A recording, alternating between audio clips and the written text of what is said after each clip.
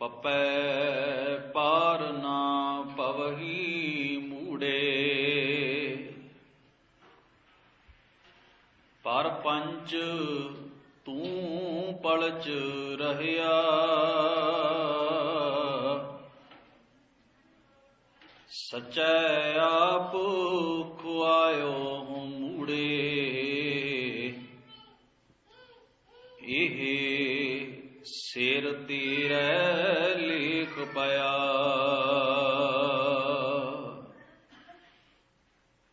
ਪਪੈ ਪਾਰ ਨ ਪਵਹੀ ਮੂੜੇ।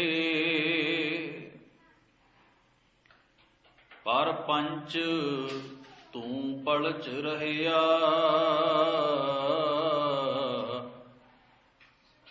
ਸਚੈ ਆਪ ਖੁਆਇਓ ਮੂੜੇ। ਇਹ ਸਿਰ ਤੇਰੇ ਲੇਖ ਪਿਆ। ਭਵੈ ਭਵਜਲ ਡੁੱਬੋ ਮੂੜੇ।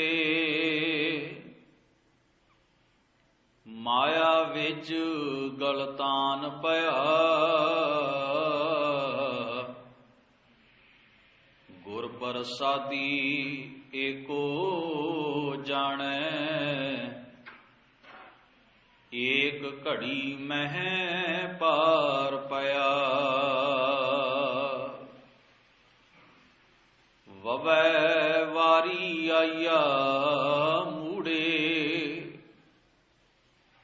ਵਾਸੁਦੇਵ ਤੁਧ ਵਿਸਰਿਆ। ਇਹ ਵੇਲਾ ਨਾ ਲਹਸੈ ਮੂੜੇ। ਫਿਰ ਤੂੰ ਜਮ ਕੈ ਵਸ ਭਇਆ। ਝੱਜੈ ਕਦੇ ਨਾ ਚੂਰੈ ਮੂੜੇ। ਸਤਿਗੁਰ ਕਾ ਉਪਦੇਸ਼ ਸੁਣ ਤੂੰ ਵਿਖਾ। ਸਤਿਗੁਰ ਬਾਝੋਂ ਗੁਰ ਨਹੀਂ ਕੋਈ। ਨਿਗੁਰੇ ਕਾ ਹੈ ਨਾਉ ਬੁਰਾ।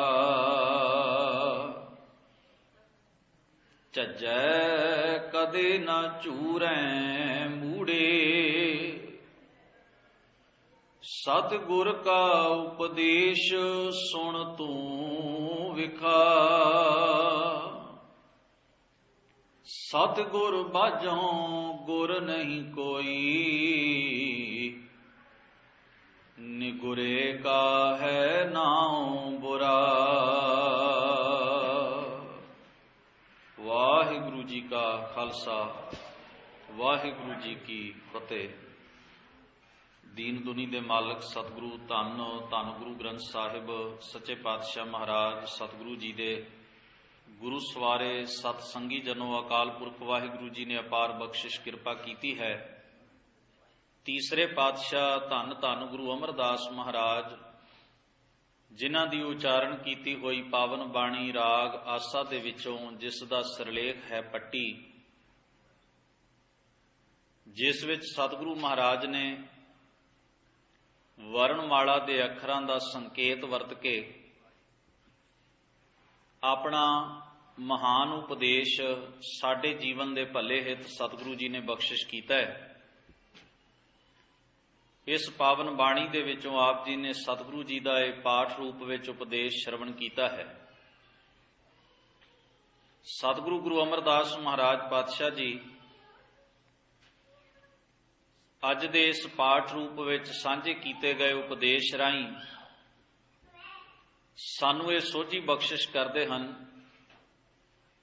ਇਹ ਜਿੰਨਾ ਵੀ ਸੰਸਾਰ ਦਾ ਅਸੀਂ ਦ੍ਰਿਸ਼ਟਮਾਨ ਪਸਾਰਾ ਵੇਖਦੇ ਹਾਂ,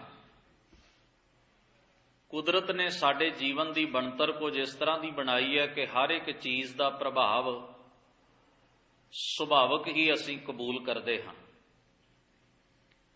ਸਾਡੇ ਪੰਜ ਗਿਆਨ ਇੰਦਰੇ ਜਿਨ੍ਹਾਂ ਦੇ ਰਾਹੀਂ ਸਾਡਾ ਤਾਲੁਕ ਸੰਸਾਰ ਦੇ ਨਾਲ ਬਣਦਾ ਹੈ।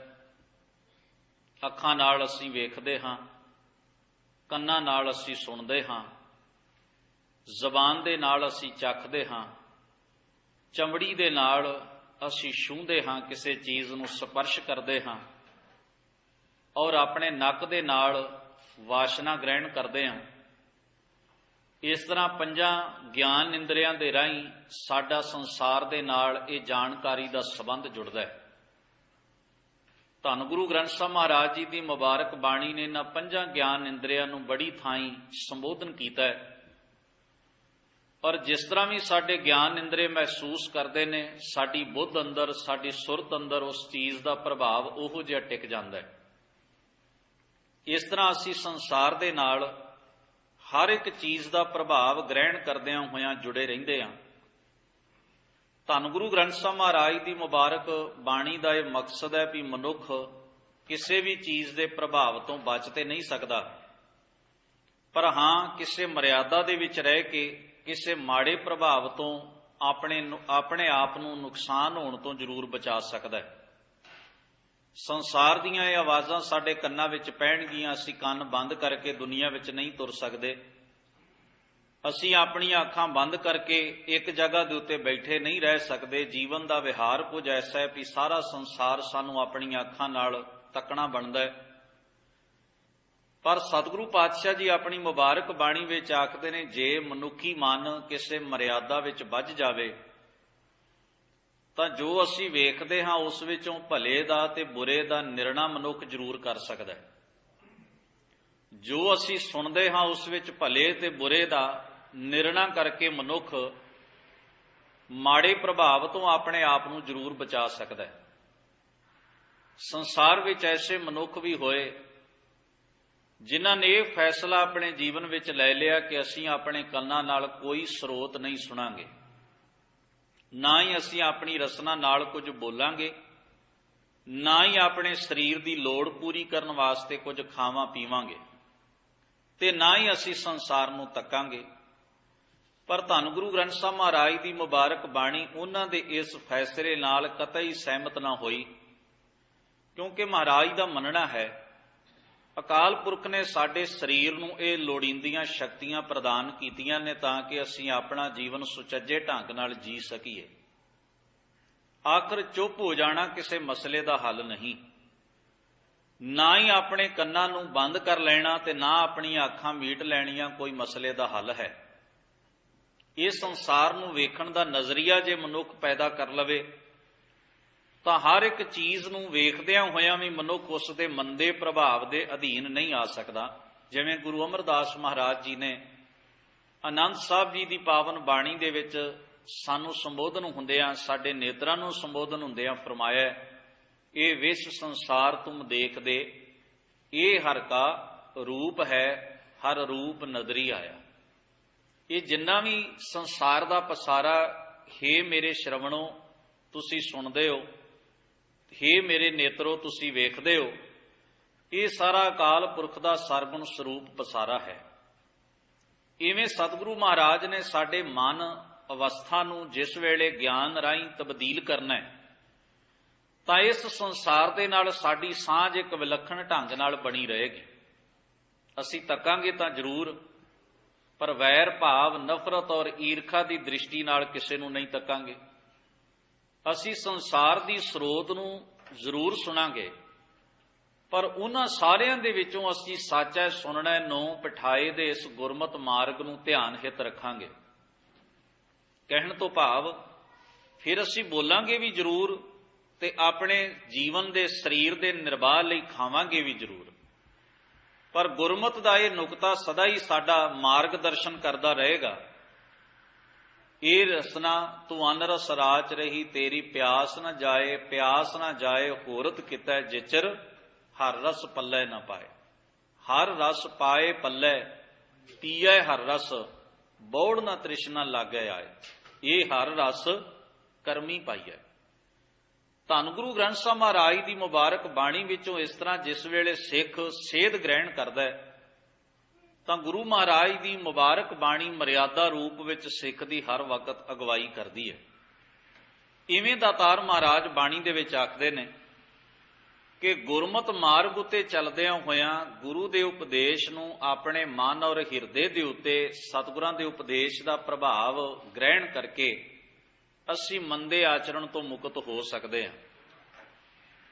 सतगुरु धन गुरु अमरदास महाराज कुछ ऐसे ही बचन साडे नाल साझे करते हैं। इस संसार नूं गुरबाणी ने प्रपंच आख्या।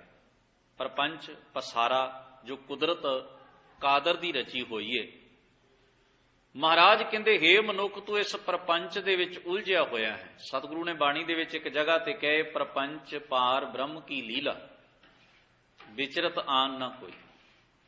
महाराज कहते जिन्ना भी संसार का पसारा तू वेखदा है ये कादर दी रची हुई एक खेड है और कोई भी खेड ऐसी नहीं संसार दे अंदर जिहड़ी किसी रूल तो बिना किसी नियम तो बिना चल रही होवे। कितनियां खेडां मनुख ने ईजाद कीतियां ने मन परचावे लई शरीर की तंदुरुस्ती लई, पर हर एक चीज का एक नियम है। वो खेड कतई खेड नहीं हो सकती जिस विच कोई नियम ही ना होवे, कोई रूल ही ना होवे। धन गुरु ग्रंथ साहब महाराज कहते संसार की इस प्रपंच की जो खेड करते ने रची है इसका भी उसने हुक्म ते नियम दे विच इस नूं बन्निया। हुक्मी हुक्म चलाए राह नानक विगसै वे प्रवाह। पातशाह कहते ने हुक्मी ने इस संसार दे अंदर हुक्म का राह चला के आप वे प्रवाह हर एक चीज के प्रभाव तो परे रहन वाला करता पुरख इस नूं वेख के खुश हो रहा है, विगस रहा है।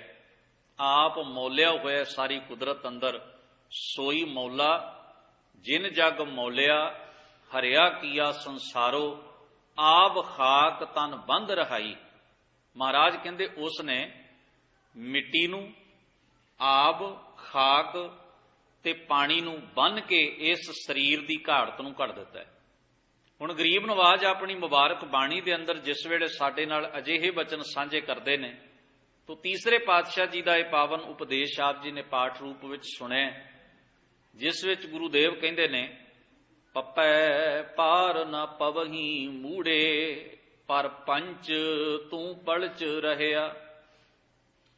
हे मनुख हे मूर्ख मन तू संसार दे इस पसारे दे विच पलच का मतलब है उलझ गया है, ख्वार हो लिया है। ते पार ना पवही, पार का मतलब है भी संसार दे मोह तो पार नहीं जा रहा, तो मोह दे विच उलझ गया, मोह विच फस गया।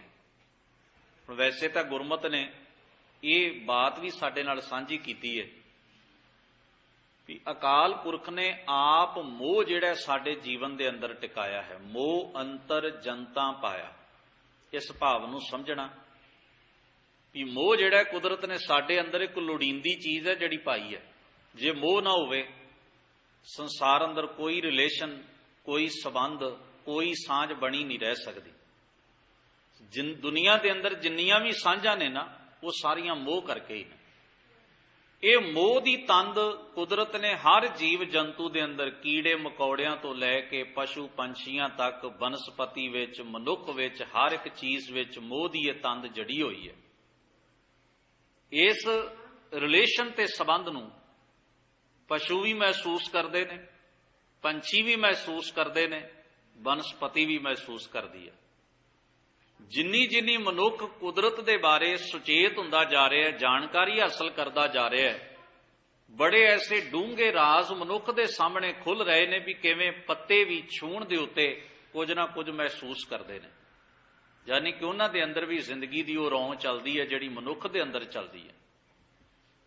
हुण ये सारे जो संबंध कुदरत के बने हुए ने आपस विच रिलेशन ने सांझा हन ते साडे अंदर जो किसी चीज के प्रति प्यार का जज्बा पैदा हुंदा है, साडे अंदर किसी प्रति खिच पैदा हुंदी है, ये सारियां चीज़ां मोह करके पैदा हुंदियां ने। पर तुसीं अंदाजा लाओ भी कुदरत ने साडे जीवन नूं सोहना बनाउण वास्ते, रसदायक बनाउण वास्ते ये मोह की किड्डी सुंदर भावना साडे जीवन दे विच रखी है।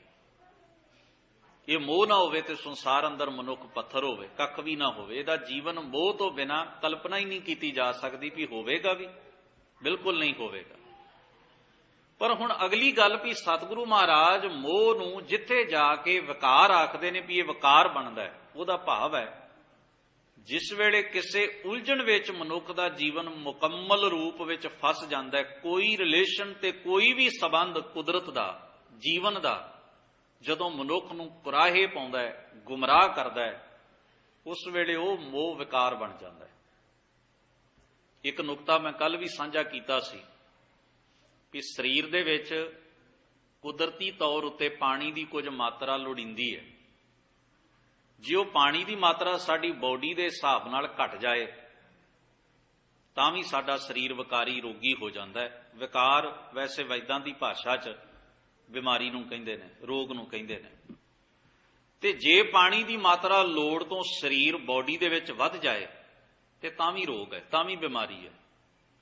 टैंपरेचर तापमान सानू एनर्जी देण वास्ते साडे शरीर च चाहिदा है, घटिया भी रोग है, वधिया भी रोग है। भाव ये चीज़ां मर्यादा दे विच रहण तां शरीर तंदुरुस्त है, अरोग है। जदों ये मर्यादा तो वधदियां जां घटदियां ने, उसे वेले ही शरीर अपने आप नूं रोगी महसूस करना शुरू कर दिंदा है।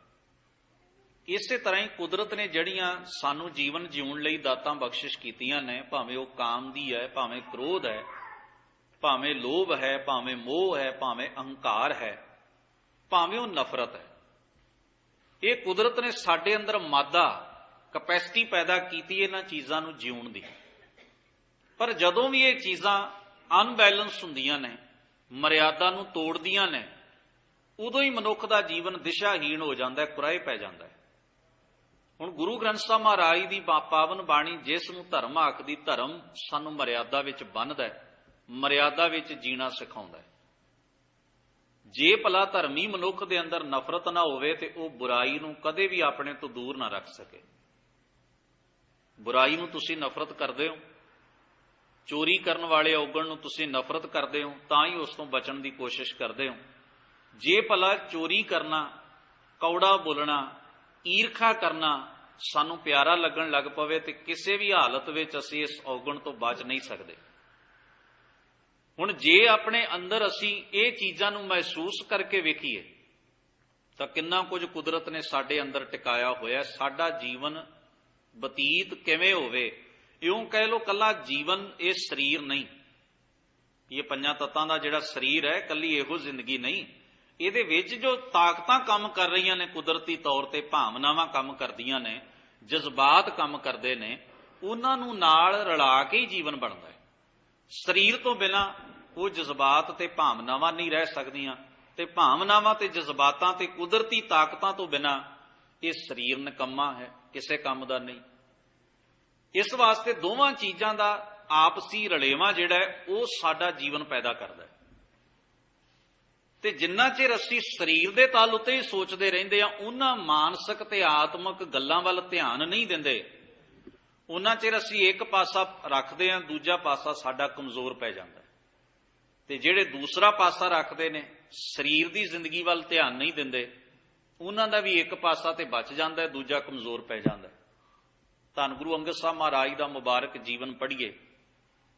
शरीर नूं तंदुरुस्त रखण लई हजूर ने माला खाड़ा आरंभ किया सी खडूर साहब की धरती उत्ते, और दूजे पासे महाराज पातशाह ने आत्मक ज्ञान देण वास्ते सतसंग का प्रवाह चलाया, ते तीसरे पासे बौद्धिक पद्धर नूं उच्चिया करन वास्ते सतगुरु गुरमुखी का पहला स्कूल, पहली पाठशाला गुरसिੱਖੀ के इतिहास दे विच खडूर की धरती ते धन गुरु अंगद साहब महाराज ने आरंभ की। हुण तुसीं तिन्नां चीज़ां दा तालमेल बना के वेखो। एक पासे आत्मक ज्ञान की सोझी देण लई गुरु महाराज सतसंग विच विराजदे हन, शुभ मत बख्शिश करते हैं, जिसनों भाई सत्ता ते बलवंड जी राग रामकली दी वार दे विच आखदे ने, लंगर चलै गुर शब्द हर तोट ना आवी खटीए। गुरु दे शब्द दा छांदा, गुरु दे शब्द दा प्रसाद, गुरु दे शब्द की खुराक सतगुरु गुरु अंगद साहब महाराज वंड रहे हैं। भावें शरीर की संतुष्टि लई बाहरी लंगर का प्रबंध भी माता खीवी जी संभालते हैं। बलवंड खीवी नेक जन जिस बहुती छाऊं पतराली, लंगर दौलत वंडिया रस अमृत खीर क्याली। और दूसरे पासे बौद्धिक पद्धर उच्चा करने वास्ते सतगुरु महाराज गुरमुखी का ज्ञान दे रहे हैं। ਸੰਸਾਰੀ ਵਿਦਿਆ ਪੜ੍ਹਾ ਰਹੇ ਨੇ। ਪੱਟੀ ਉੱਤੇ ਪੂਰਨੇ ਪਾ ਕੇ ਸਿੱਖਿਆਰਥੀਆਂ ਨੂੰ, ਵਿਦਿਆਰਥੀਆਂ ਨੂੰ ਮਹਾਰਾਜ ਵਿਦਿਆ ਦੱਸ ਰਹੇ ਨੇ। ਤੇ ਸਰੀਰ ਨੂੰ ਰਿਸ਼ਟ ਪੁਸ਼ਟ ਤੇ ਤੰਦਰੁਸਤ ਰੱਖਣ ਵਾਸਤੇ ਤੇ ਬੁਰਾਈਆਂ ਤੋਂ ਬਚਾਉਣ ਵਾਸਤੇ ਨੌਜਵਾਨੀ ਨੂੰ ਉਸ ਜਗ੍ਹਾ ਦੇ ਉੱਤੇ ਛਿੰਝ ਪਵਾ ਕੇ ਘੋਲ ਕਰਵਾ ਰਹੇ ਨੇ। ਇੱਕ ਮੈਸੇਜ ਹੈ, ਇੱਕ ਸੁਨੇਹਾ ਹੈ ਸੰਸਾਰ ਲਈ ਵੀ ਤਨ ਦੀ ਦੇਖਭਾਲ ਕਰਦਿਆਂ ਹੋਇਆਂ, ਆਪਣੇ ਬੌਧਿਕ ਪੱਧਰ ਨੂੰ ਠੀਕ ਰੱਖਦਿਆਂ ਹੋਇਆਂ, ਆਪਣੇ ਸਰੀਰ ਦੀ ਖੁਰਾਕ ਦਾ ਧਿਆਨ ਰੱਖਦਿਆਂ ਹੋਇਆਂ ਆਤਮਿਕ ਗਿਆਨ ਦੇ ਸੋਮੇ ਗੁਰਮਤਿ ਦੇ ਉਪਦੇਸ਼ ਨੂੰ ਕਦੇ ਵੀ ਚਿੱਤ ਵਿੱਚੋਂ, ਮਨ ਵਿੱਚੋਂ ਵਿਸਾਰਨਾ ਨਹੀਂ। ਇਹਨਾਂ ਸਾਰੀਆਂ ਚੀਜ਼ਾਂ ਦਾ ਜੋੜ ਤੇ ਮੇਲ, ਸੰਯੋਗ, ਤਾਲਮੇਲ ਹੀ ਇੱਕ ਸੁਚੱਜਾ ਜੀਵਨ ਘੜ ਸਕਦਾ ਹੈ। ਜੇ ਅਸੀਂ ਇੱਕ ਪਹਿਲੂ ਨੂੰ ਵੀ ਸਾਰੀਆਂ ਚੀਜ਼ਾਂ ਵਿੱਚੋਂ, ਅੱਜ ਸਾਡਾ ਦੁਖਾਂਤ ਇਹ, ਅਸੀਂ ਜਿਸ ਪਹਿਲੂ ਨੂੰ ਜਿਸ ਕਿਸੇ ਨੇ ਫੜਿਆ ਉਹ ਦੂਸਰੇ ਨੂੰ ਬੇਧਿਆਨੀ ਨਾਲ ਹੀ ਨਹੀਂ ਵੇਂਦਾ, ਬਲਕਿ ਦੂਸਰੇ ਨੂੰ ਨਫ਼ਰਤ ਕਰਦਾ ਹੈ। ਜਿਨ੍ਹਾਂ ਨੇ ਬੌਧਿਕ ਪੱਧਰ ਉੱਤੇ ਵਿਚਰਨਾ ਸ਼ੁਰੂ ਕੀਤਾ, ਉਹਨਾਂ ਆਤਮਿਕ ਗਿਆਨ, ਗੁਰਬਾਣੀ ਦੇ ਇਸ ਸੱਚ ਨੂੰ ਨਕਾਰਨ ਵਾਲੇ ਪਾਸੇ ਪੈਰ ਪੁੱਟ ਲਿਆ। ਜਿਹੜੇ ਸਰੀਰਕ ਜ਼ਿੰਦਗੀ ਨਾਲ ਜੁੜੇ ਹੋਏ ਨੇ ਉਹ ਧਰਮ ਦੀ ਲੋੜ ਮਹਿਸੂਸ ਨਹੀਂ ਕਰਦੇ, ਕੇਵਲ ਫਿਜ਼ੀਕਲੀ ਸਹੂਲਤਾਂ ਤੱਕ ਸੀਮਤ ਹੋ ਗਏ ਨੇ। ਤੇ ਜਿਨ੍ਹਾਂ ਮਨੁੱਖਾਂ ਦੇ ਅੰਦਰ ਆਤਮਿਕ ਗਿਆਨ ਦੀ ਕੋਈ ਖਿੱਚ ਹੈ, ਜਗਿਆਸਾ ਹੈ, ਉਹ ਬੌਧਿਕ ਪੱਧਰ ਉੱਤੇ ਡਾਂਗ ਚੁੱਕਦੇ ਨੇ ਤੇ ਜਾਂ ਫਿਰ ਸਰੀਰ ਦੀਆਂ ਸਹੂਲਤਾਂ ਤੇ ਲੋੜਾਂ ਨੂੰ ਨਕਾਰਨ ਵਾਲੇ ਪਾਸੇ ਤੁਰ ਪੈਂਦੇ ਨੇ। ਜਿੰਨਾ ਜਿੰਨਾ ਇਹ ਤਾਲਮੇਲ ਉਖੜ ਰਿਹਾ ਹੈ, ਉਸੇ ਹਿਸਾਬ ਦੇ ਨਾਲ ਮਨੁੱਖ ਦੇ ਅੰਦਰ ਖਿੱਚ ਵੀ ਵੱਧ ਰਹੀ ਹੈ, ਕ੍ਰੋਧ ਵੀ ਵੱਧ ਰਿਹਾ ਹੈ, ਗੁੱਸਾ ਤੇ ਆਪਸੀ ਨਫ਼ਰਤ ਤੇ ਈਰਖਾ ਵੱਧ ਰਹੀ ਹੈ ਚਾਰੇ ਪਾਸੇ ਅਗਿਆਨਤਾ ਦਾ ਹੀ ਬੋਲਬਾਲਾ। ਇੱਕ ਚੀਜ਼ ਵੱਲ ਧਿਆਨ ਦੇਣ ਤੋਂ ਬਾਅਦ ਦੂਸਰੀ ਚੀਜ਼ ਵਾਲੇ ਪਾਸੇ ਬੇਧਿਆਨੀ ਕਰ ਲੈਣੀ, ਤੇ ਬੇਧਿਆਨੀ ਵੀ ਨਹੀਂ ਬਲਕਿ ਦੂਜੀ ਚੀਜ਼ ਨੂੰ ਹਕਾਰਤ ਤੇ ਨਫ਼ਰਤ ਦੀ ਨਜ਼ਰ ਨਾਲ ਵੇਖਣ ਤੇ ਤੋਲਣ ਲੱਗ ਪੈਣਾ, ਅੱਜ ਸਾਡੇ ਸਮੁੱਚੇ ਭਾਈਚਾਰੇ ਦਾ ਵੱਡਾ ਦੁਖਾਂਤ ਇਹੋ ਹੀ ਹੈ। ਇਸੇ ਵਿੱਚੋਂ ਹੀ ਸਾਡੇ ਆਪਸੀ ਮਤਭੇਦ ਵੀ ਵੈਰ ਦਾ ਰੂਪ ਧਾਰਨ ਕਰਦੇ ਜਾ ਰਹੇ ਨੇ। ਪਰ ਗੁਰੂ ਨਾਨਕ ਮਹਾਰਾਜ ਪਾਤਸ਼ਾਹ ਜੀ ਦੀ ਬਖਸ਼ਿਸ਼ ਕੀਤੀ ਸਿੱਖੀ ਦੇ ਵਿੱਚ ਇਹਨਾਂ ਸਾਰੀਆਂ ਚੀਜ਼ਾਂ ਦਾ ਬੜਾ ਪਿਆਰਾ ਸੁਮੇਲ ਤੁਹਾਨੂੰ ਮਿਲੇਗਾ। ਸਾਰੀਆਂ ਇੱਕ ਜਗ੍ਹਾ ਤੋਂ ਆ ਕੇ ਇਕੱਠੀਆਂ ਹੁੰਦੀਆਂ ਨੇ। ਨਾ ਕਿਸੇ ਨੂੰ ਨਕਾਰਿਆ ਜਾ ਸਕਦਾ ਤੇ ਨਾ ਕਿਸੇ ਨੂੰ ਛੱਡਿਆ ਜਾ ਸਕਦਾ। ਕਦੇ ਧਿਆਨ ਕਰੋ ਮਹਾਰਾਜ ਉਹਨਾਂ ਲੋਕਾਂ ਨੂੰ ਕਿਵੇਂ ਸੁਚੇਤ ਕਰਦੇ ਨੇ ਜਿਹੜੇ ਸਰੀਰ ਦਾ ਧਿਆਨ ਨਾ ਰੱਖਦਿਆਂ, ਸਰੀਰ ਦੀਆਂ ਲੋੜਾਂ ਪੂਰੀਆਂ ਨਾ ਕਰਦਿਆਂ ਆਪਣਾ ਸਰੀਰ ਜੰਗਲਾਂ ਵਿੱਚ, ਪਹਾੜਾਂ ਵਿੱਚ, ਗੁਫਾਵਾਂ ਵਿੱਚ ਤਪ ਕਰਦਿਆਂ ਖਪਾ ਰਹੇ ਨੇ। ਉਹਨਾਂ ਨੂੰ ਗੁਰਬਾਣੀ ਨੇ ਇਹ ਉਪਦੇਸ਼ ਨਹੀਂ ਦਿੱਤਾ ਜਿੱਥੇ ਸਤਿਗੁਰਾਂ ਦਾ ਪਾਵਨ ਉਪਦੇਸ਼ ਤੁਸੀਂ ਪੜ੍ਹਦੇ ਹੋ। ਘਟ ਵਸੈ ਚਰਨਾਰ ਬਿੰਦ ਰਸਨਾ ਜਪੈ ਗੋਪਾਲ, ਨਾਨਕ ਸੋ ਪ੍ਰਭ ਸਿਮਰਿਐ ਤਿਸ ਦੇਹੀ ਕਉ ਪਾਲ। ਸਤਿਗੁਰਾਂ ਆਖੇ ਅਕਾਲ ਪੁਰਖ ਦੀ ਦਾਤ ਹੈ, ਇਸ ਨੂੰ ਸੰਭਾਲੋ। ਤੇ ਜਿਹੜੇ ਇਹਨੂੰ ਸਰੀਰਕ ਸਹੂਲਤਾਂ ਮਾਣਦਿਆਂ ਵਿਕਾਰਾਂ 'ਚ ਖਤਮ ਕਰ ਰਹੇ ਨੇ, ਉਹਨਾਂ ਨੂੰ ਵੀ ਮਹਾਰਾਜ ਨੇ ਆਖਿਆ ਕਿ ਵਿਕਾਰ ਤੁਹਾਡੇ ਸਰੀਰ ਨੂੰ ਨਰਕ ਵਿੱਚ ਸੁੱਟ ਰਹੇ ਨੇ। ਭਾਵੇਂ ਉਹ ਕ੍ਰੋਧ ਹੋਵੇ, ਭਾਵੇਂ ਉਹ ਕਾਮ ਹੋਵੇ, ਭਾਵੇਂ ਉਹ ਹੰਕਾਰ, ਲੋਭ, ਈਰਖਾ ਤੇ ਦਵੈਸ਼ ਹੋਵੇ, ਦੋਵਾਂ ਨੂੰ ਇੱਕੋ ਜਿਹਾ ਬਰਾਬਰ ਦਾ ਉਪਦੇਸ਼ ਗੁਰੂ ਗ੍ਰੰਥ ਸਾਹਿਬ ਨੇ ਦਿੱਤਾ। ਇੱਥੋਂ ਤੱਕ ਇੱਕ ਉਦਾਹਰਣ ਹੋਰ ਤੁਹਾਡੇ ਨਾਲ ਸਾਂਝੀ ਕਰਦਾ। ਇੱਕ ਉਹ ਲੋਕ ਸਨ ਜਿਨ੍ਹਾਂ ਨੇ ਆਪਣੇ ਸਰੀਰ ਨੂੰ, ਸਰੀਰ ਦੀ ਲੋੜ ਨੂੰ ਪੂਰਿਆਂ ਨਾ ਕਰਦਿਆਂ ਗ੍ਰਸਤ ਤੋਂ ਕਿਨਾਰਾ ਕਰ ਲਿਆ।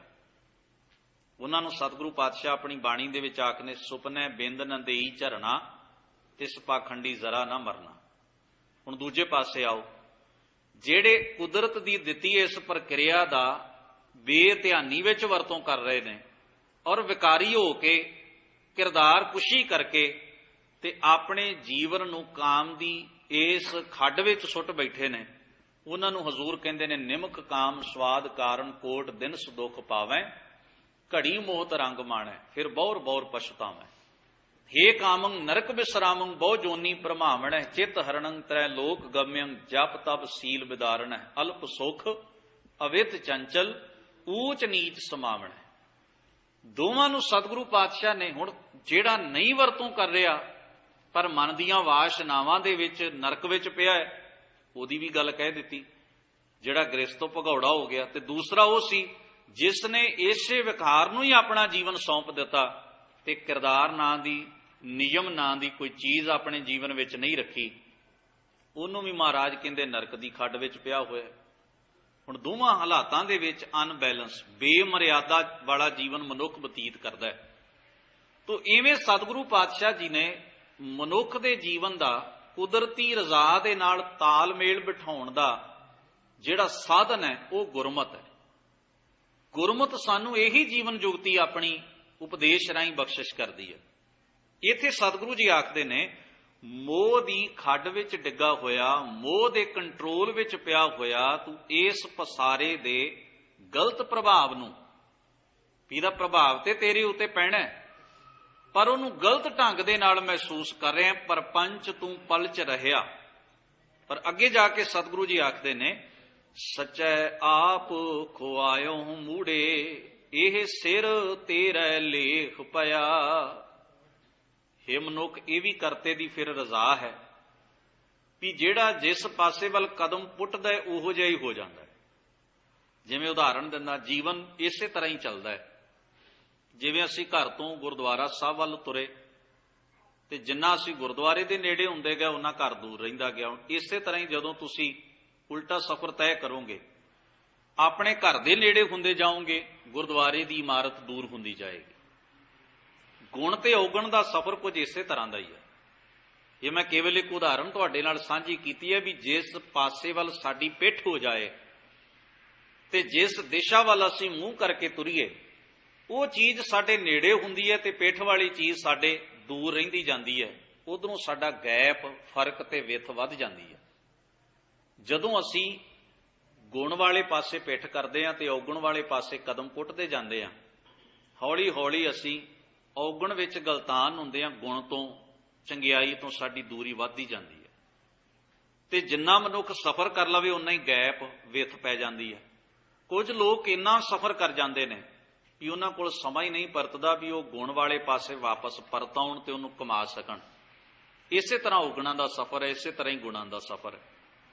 ਗਰੀਬ ਨਵਾਜ਼ ਪਾਤਸ਼ਾਹ ਕਹਿੰਦੇ ਨੇ, ਇਹ ਤਾਂ ਕੁਦਰਤ ਨੇ ਇੱਕ ਸੰਭਾਵਨਾ ਰਚੀ ਹੈ ਵੀ ਤੁਸੀਂ ਜਿਹੋ ਜਿਹਾ ਸੋਚਦੇ ਹੋ, ਜਿਹੋ ਜਿਹਾ ਗ੍ਰਹਿਣ ਕਰਦੇ ਹੋ ਤੇ ਜਿਹੋ ਜਿਹਾ ਕਮਾਉਂਦੇ ਹੋ, ਉਹੋ ਜਿਹਾ ਹੀ ਜੀਵਨ ਬਣ ਜਾਂਦਾ। ਜਿਹੀ ਸੁਰਤ ਤੇ ਹੈ ਰਾਹ ਜਾਏ।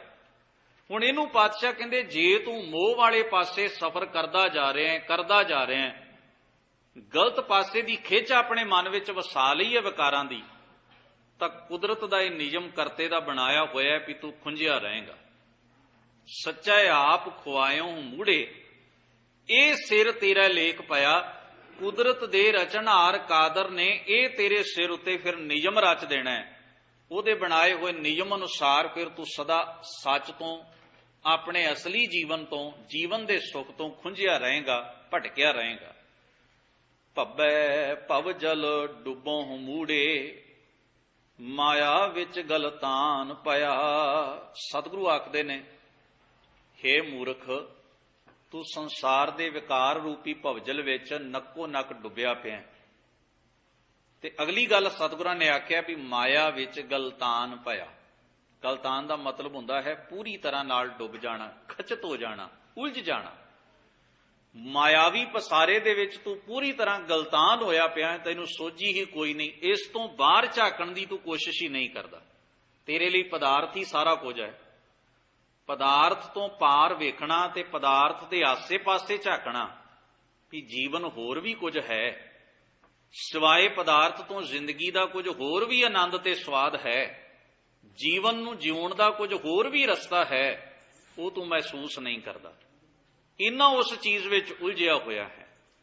ਪਾਤਸ਼ਾਹ ਆਖਦੇ ਨੇ, ਗੁਰ ਪ੍ਰਸਾਦੀ ਏਕੋ ਜਾਣੈ, ਏਕ ਘੜੀ ਮਹਿ ਪਾਰ ਪਿਆ।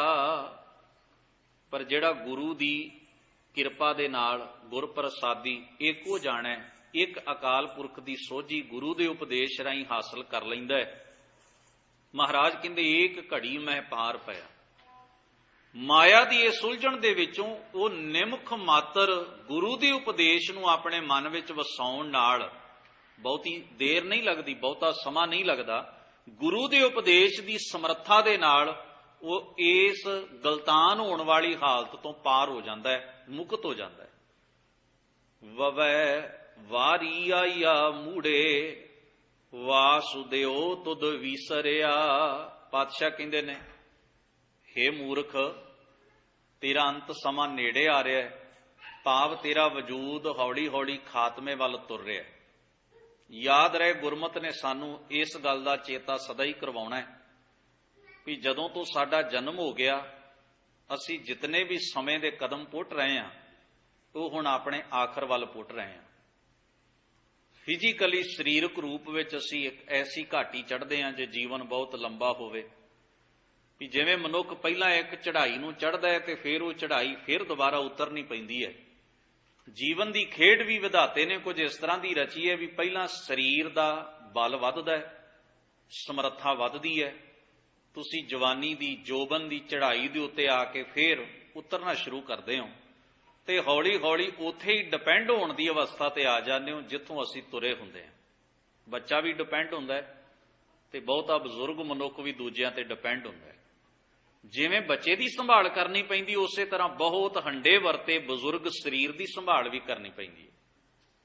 ਤੁਸੀਂ ਅੰਦਾਜ਼ਾ ਲਾ ਕੇ ਵੇਖੋ, ਸਰੀਰ ਦਾ ਆਕਾਰ ਵੱਧ ਕੇ, ਬਲ ਵੱਧ ਕੇ, ਤਾਕਤ ਵੱਧ ਕੇ ਫਿਰ ਉਹ ਘਟਣ ਵਾਲੇ ਪਾਸੇ ਨੂੰ ਤੁਰ ਪਈ। ਇਹ ਕੁਦਰਤ ਦਾ ਨਿਯਮ ਹੈ, ਇਹੀ ਕੁਦਰਤ ਦਾ ਕਾਨੂੰਨ ਹੈ। ਇਹ ਸਾਨੂੰ ਬਾਰ-ਬਾਰ ਯਾਦਹਾਨੀ ਕੁਦਰਤ ਕਰਵਾਉਂਦੀ ਹੈ ਵੀ ਤੇਰਾ ਇਹ ਜਿਹੜਾ ਵਜੂਦ ਹੈ ਨਾ, ਇਸ ਸਰੀਰ ਦਾ, ਇਹ ਜੀਵਨ ਦਾ, ਇਹਨੇ ਅਖੀਰ ਖਤਮ ਹੋਣਾ ਹੈ। ਇਹ ਆਪਣੇ ਖਾਤਮੇ ਵੱਲ ਕਦਮ ਪੁੱਟ ਰਿਹਾ। ਪਾਤਸ਼ਾਹ ਕਹਿੰਦੇ ਨੇ ਪਰ ਕਿੱਡੀ ਹੈਰਾਨੀ ਦੀ ਗੱਲ ਹੈ, ਪਲ ਪਲ ਮਨੁੱਖ ਦੇ ਜੀਵਨ ਨੂੰ ਕਮਜ਼ੋਰੀਆਂ ਘੇਰਦੀਆਂ ਨੇ, ਆਲੇ ਦੁਆਲੇ ਇਸ ਦੇ ਸਰੀਰ ਨੂੰ ਖਤਰੇ ਵੱਧਦੇ ਨੇ, ਇਹ ਵਜੂਦ ਮਿਟਣ ਵਾਲੇ ਪਾਸੇ ਆਉਂਦਾ ਹੈ, ਪਰ ਆਪਣੇ ਤੇ ਕੁਦਰਤ ਦੇ ਰਚੇਤਾ ਉਸ ਕਰਤੇ ਪੁਰਖ ਨੂੰ ਇਹ ਕਦੇ ਵੀ ਆਪਣੇ ਮਨ ਵਿੱਚ ਚਿਤਾਰਦਾ ਨਹੀਂ। ਉਹਦਾ ਕਦੇ ਖਿਆਲ ਨਹੀਂ ਕਰਦਾ ਵੀ ਕੈਸੀ ਅਪਾਰ ਕੁਦਰਤ ਦਾ ਉਹ ਮਾਲਕ ਹੈ। ਸਤਿਗੁਰੂ ਕਹਿੰਦੇ ਇਹ ਵੇਲਾ ਨਾ ਲਹਸੈ ਮੂੜੇ, ਫਿਰ ਤੂੰ ਜਮ ਕੈ ਵਸ ਪਿਆ। ਹੇ ਮੂਰਖ, ਫਿਰ ਮੌਤ ਦੀ ਫਾਹੀ ਤਾਂ ਤੇਰੇ ਗਲ ਪੈ ਹੀ ਜਾਣੀ ਹੈ। ਪਰ ਕਿੰਨੀ ਹੈਰਾਨੀ ਦੀ ਗੱਲ ਹੈ ਵੀ ਜਿਹੜਾ ਪਲ ਹੁਣ ਤੂੰ ਬਤੀਤ ਕਰ ਰਿਹਾ ਦੁਬਾਰਾ ਤੇਰੀ ਜ਼ਿੰਦਗੀ 'ਚ ਆਉਣਾ ਨਹੀਂ। ਇਸ ਕਰਕੇ ਤੂੰ ਇਹਨੂੰ ਜੀਣਾ ਭੁੱਲ ਗਿਆ। ਪਦਾਰਥ ਦਾ ਪੁਤਲਾ ਬਣਦਾ ਹੈ, ਪਦਾਰਥ ਇੱਥੇ ਹੀ ਰਹਿ ਜਾਂਦਾ ਹੈ, ਪਦਾਰਥ ਤੈਨੂੰ ਹੰਢਾ ਲੈਂਦਾ। ਵੈਸੇ ਸਾਨੂੰ ਇਹ ਭਰਮ ਹੈ ਵੀ ਅਸੀਂ ਦੁਨੀਆ ਦਾ ਧਨ ਪਦਾਰਥ ਹੰਢਾ ਰਹੇ ਹਾਂ। ਧਨ ਵੀ ਇੱਥੇ ਹੀ ਹੈ, ਪਦਾਰਥ ਵੀ ਇੱਥੇ ਹੀ ਹੈ, ਸਾਰੇ ਕੁਦਰਤ ਦੇ ਖਜ਼ਾਨੇ ਉਸੇ ਤਰ੍ਹਾਂ ਹੀ ਮੌਜੂਦ ਨੇ। ਕਿੰਨੇ ਆਏ ਇਹਨਾਂ ਨੂੰ ਹੰਢਾਉਣ ਵਾਲੇ ਤੇ ਕਿੰਨੇ ਤੁਰ ਗਏ। ਉਹਨਾਂ ਦੀ ਕਤਾਰ ਵਿੱਚ ਅਸੀਂ ਵੀ ਵਾਰੀ ਆਪੋ ਆਪਣੀ ਕੋਏ ਨਾ ਬੰਧੈ, ਧੀਰ ਅਸੀਂ ਵੀ ਜੁੜੇ ਹੋਏ ਹਾਂ।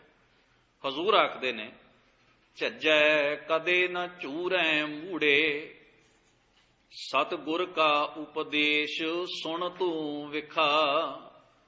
ਪਾਤਸ਼ਾਹ ਕਹਿੰਦੇ ਨੇ ਤੇਰੇ ਜੀਵਨ ਵਿੱਚ ਕਦੇ ਪਛਤਾਵਾ ਤੇ ਝੋਰਾ ਨਹੀਂ ਆਏਗਾ। ਸਤਿਗੁਰੂ ਦੇ ਉਪਦੇਸ਼ ਨੂੰ ਸੁਣ, ਸਤਿਗੁਰੂ ਦੇ ਉਪਦੇਸ਼ ਨੂੰ ਸੁਣ ਕੇ ਵੇਖ, ਗੁਰੂ ਮਹਾਰਾਜ ਦੀ ਮੱਤ ਨੂੰ ਗ੍ਰਹਿਣ ਕਰਕੇ ਵੇਖ। ਤੇਰੇ ਅੰਦਰ ਦੇ ਪਛਤਾਵੇ ਜਿਹੜੇ ਵਿਕਾਰਾਂ ਤੇ ਪਾਪਾਂ ਕਰਕੇ ਪੈਦਾ ਹੁੰਦੇ ਨੇ, ਮੈਂ ਅੱਗੇ ਵੀ ਬਿਨੈ ਕੀਤੀ ਸੀ, ਗੁਣ ਮਾਣ ਪੈਦਾ ਕਰਦਾ ਹੈ, ਸਨਮਾਨ ਪੈਦਾ ਕਰਦਾ ਹੈ ਤੇ ਔਗਣ ਪਛਤਾਵਾ ਛੱਡ ਕੇ ਜਾਂਦਾ ਹੈ। ਪਾਪ ਤੋਂ ਬਾਅਦ ਡਰ ਹੈ ਤੇ ਧਰਮ ਤੋਂ ਬਾਅਦ ਖੇੜਾ ਹੈ। ਸੋ ਡਰੈ ਜੇ ਪਾਪ ਕਮਾਵਦਾ, ਧਰਮੀ ਵਿਗਸੇਤ। ਹਜ਼ੂਰ ਆਖਦੇ ਨੇ ਸਤਿਗੁਰ ਬਾਝੋਂ ਗੁਰ ਨਹੀਂ ਕੋਈ, ਨਿਗੁਰੇ ਕਾ ਹੈ ਨਾਉ ਬੁਰਾ। ਪਾਤਸ਼ਾਹ ਕਹਿੰਦੇ ਨੇ ਸੱਚੇ ਸਾਹਿਬ ਮਾਲਕ ਤੋਂ ਬਿਨਾਂ ਕੋਈ ਹੋਰ ਤੇਰਾ ਗੁਰੂ ਨਹੀਂ ਹੋ ਸਕਦਾ। ਸੱਚੇ ਸਤਿਗੁਰੂ ਤੋਂ ਬਿਨਾਂ ਹੋਰ ਜਿੰਨੇ ਮਰਜ਼ੀ ਤੂੰ ਸੰਸਾਰ ਦੇ ਅੰਦਰ ਪੇਤਲੀ ਜਾਣਕਾਰੀ ਦੇਣ ਵਾਲੇ, ਦੁਨੀਆ ਦੇ ਧਨ ਪਦਾਰਥ ਦੇ ਲਾਲਚ ਨਾਲ ਜੋੜਨ ਵਾਲੇ, ਜਿਤਨੇ ਮਰਜ਼ੀ ਤੂੰ ਧਾਰਨ ਕਰ ਲਵੇਂ, ਪਰ ਉਹ ਕਦੇ ਵੀ ਤੇਰੀ ਅਗਵਾਈ ਨਹੀਂ ਕਰ ਸਕਦਾ। ਹਜ਼ੂਰ ਕਹਿੰਦੇ ਨੇ ਨਿਗੁਰੇ ਕਾ ਹੈ ਨਾਉ ਬੁਰਾ। ਜਿਹੜਾ ਉਸ ਸੱਚੇ ਸਾਹਿਬ ਨਾਲੋਂ ਟੁੱਟ ਕੇ ਸਤਿਗੁਰ ਸਾਹਿਬ ਛੱਡ ਕੇ ਮਨਮੁਖ ਹੋਏ, ਬੰਦੇ ਦਾ ਬੰਦਾ ਇਸ ਪਾਸੇ ਵੱਲ ਤੁਰ ਪਿਆ, ਸਤਿਗੁਰੂ ਕਹਿੰਦੇ ਉਹਦੇ ਨਾਮ ਦੇ ਵਿੱਚ ਬੁਰਾਈ ਆ ਜਾਂਦੀ ਏ। ਉਹਦੀ ਵਡਿਆਈ ਨੂੰ, ਉਹਦੇ ਮਨੁੱਖਾ ਜੀਵਨ ਦੇ ਮਾਣ ਤੇ ਸਨਮਾਨ ਨੂੰ ਵਿਕਾਰਾਂ ਦੀ ਬੁਰਾਈ ਨਿਗਲ ਜਾਂਦੀ ਹੈ, ਖਾ ਜਾਂਦੀ ਹੈ। ਗਰੀਬ ਨਵਾਜ ਪਾਤਸ਼ਾਹ ਜੀ ਰਹਿਮਤ ਕਰਨ। ਸਤਿਗੁਰੂ ਜੀ ਦਾ ਇਹ ਪਾਵਨ ਉਪਦੇਸ਼ ਸਾਡੇ ਜੀਵਨ ਦਾ ਹਿੱਸਾ ਬਣੇ। ਧੰਨ ਗੁਰੂ ਗ੍ਰੰਥ ਸਾਹਿਬ ਮਹਾਰਾਜ ਹੋਈਆਂ ਭੁੱਲਾਂ ਚੁੱਕਾਂ ਦੀ ਖਿਮਾ ਬਖਸ਼ਿਸ਼ ਕਰਨ। ਸਭਨਾਂ ਦਾ ਧੰਨਵਾਦ। ਬੜੇ ਅਦਬ ਸਹਿਤ ਗੁਰੂ ਫਤਿਹ ਨਾਲ ਸਾਂਝ ਬਣਾਓ। ਵਾਹਿਗੁਰੂ ਜੀ ਕਾ ਖਾਲਸਾ, ਵਾਹਿਗੁਰੂ ਜੀ ਕੀ ਫਤਿਹ।